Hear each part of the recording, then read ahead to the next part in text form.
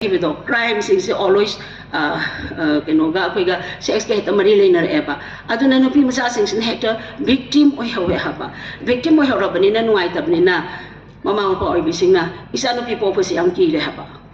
Isano people for young key haba. Other than Isano people got so many no itabam says, fast over the Oxarupudi, Nupi or a gadi, portrait, I don't see no day that she's a reason I be concepts. Kiman but the Gila can have. Adagi sina ako'y oile ko ako'y highly status that different way atopa ako'y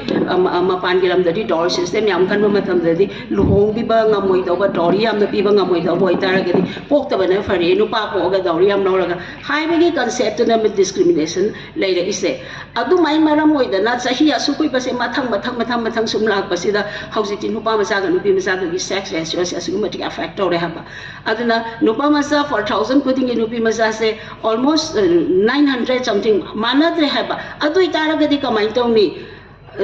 thai mo mangai da nupa na nupi lon basa na mi hojik ti adu di nupa amsa nupi amsa na masing se nupa amsa ke nupi na nupa lon sira solution se adon da I did create some problem and kare hatare adu ma society di amna creator eba sigi khal kairak pasna maramoi dana government na ek mayam ma lokhat pir eb ko ek hadadi ek ni punishable ne yadi have the tawraga di phaduri bune aduna hojik akoina ngasigi karisne ngasigi function se organize tawjari ba PCP entity sangi khwaidigi maru oiba keno di sex determination is a crime. Ado toro mami singdo adu minor sex keno si tawraga ponung da lehi ba angang do nupi ni nupani khang do ga adu nupi oraga di